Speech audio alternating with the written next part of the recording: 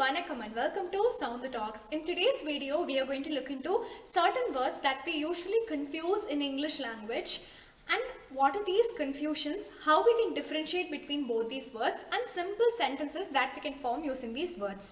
Let's jump right away into this video. The first word that we are going to see is price versus price. Price is something that we win in a contest or a competition. Price is something that we pay for a commodity or a good. Okay, so now as you have understood the meaning of both these words, we are going to use them in two sentences. Price, first word. Alright, the sentence that we have formed using this word is, the first prize was given to Soundriya Lakshminarayanan, which is me, in the public speaking contest. I am happy about it. Yay! Alright.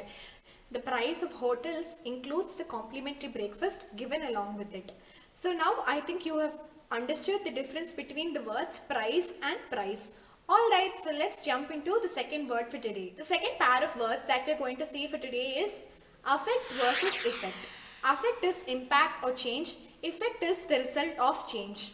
Alright, let's look into sentences using both these words now. I'm afraid that your lazy habit will affect your studies. I'm afraid that your lazy habits will affect your studies. Before you start an argument with your boss, consider the effect of your actions. So these are the two words and the sentences. I think now you have understood the difference between both of them. Alright, let's look into the third pair of words now. It's quiet versus quiet. Quiet is used to describe something which is little but not completely full. Quiet is used to describe something which is silent. Alright. Quiet class, which our teacher tells, right? It is a very good example of the word quiet. Quiet. I have been quite busy this week. I have a lot of tasks to complete, which means I am not completely busy. I am not little busy, but I am busy this week. Yes. I think you have understood the difference between both these words, quiet and quiet. Thanks for watching this video of mostly confusing words. We'll be looking into other mostly confusing words in some other videos upcoming.